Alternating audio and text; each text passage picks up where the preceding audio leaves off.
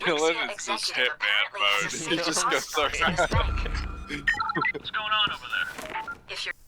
Alright, so recently I got a chance to check out Payday 3 a little bit early through one of their open betas they had on Steam. And we're not getting into a review quite yet, but right off the bat you can spot the numerous differences in the way this new game plays opposed to Payday 2.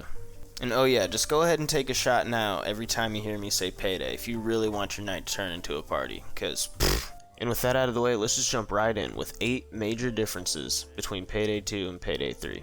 Originally in Payday 2, the casing mode is exactly just that, a casing mode. You can't interact with anything until you've fully masked up.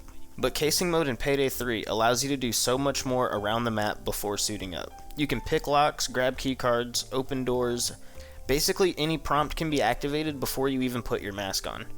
This also means you could even complete no mask stealth runs, if you were that crazy. In Payday 2, with the skill Forced Friendship applied, the max number of zip ties you could have was 6 at a time in any playthrough. But in Payday 3, your zip ties are infinite, which honestly makes way more sense anyways. Why would you try robbing a bank with only 6 zip ties? Lockpicking in Payday 2 was never hard, but it could be extremely time consuming even with the nimble perk that increased the speed. But in Payday 3, not only did they make it way faster, you could even increase the speed with a quick time button challenge. Placed around the map are various speakers you can use as lures to draw in guards to specific areas. This feature wasn't even available in Payday 2, so this is a nice quality of life improvement.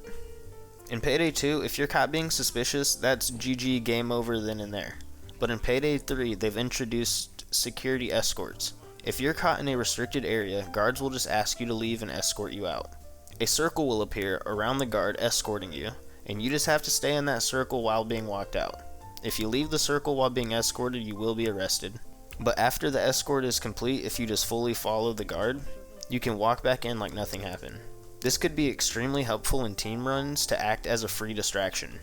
As an example, I could go get caught by a guard just so he moves away from where my teammate needs to go, or vice versa. It's also kind of weird that you can get caught like an infinite amount of times and they just never get increased suspicion on you, but I'm sure that'll probably be something they add in a later patch.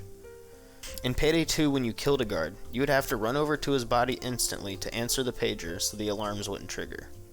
But in Payday 3, you have the ability to pick the body up before answering the pager, so you don't just have to sit out in the open and risk being caught. In Payday 2, if you wanted to move a hostage, you would have to order them to follow you around, and it was hard to line up exactly where you wanted them to even land. But in Payday 3, you have the ability to grab an NPC and move them around while holding them as a body shield. This makes it way faster and easier to move hostages around the map. In Payday 2, if a camera caught you in a restricted area, it would sound the alarms, ruining any chance at a stealth run. But in Payday 3, if you're caught by a camera, all it does is prompt a guard to search the area. If the searching guard finds you, he'll just escort you out and you can return again when the coast is clear. So that about wraps up all the major differences I could at least find in this limited playtest.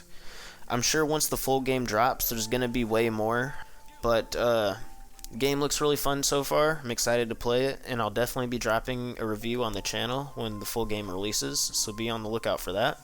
If you guys enjoyed the video, subscribe for more content like this, and yeah, this has been Lunar, and I'll catch you guys later.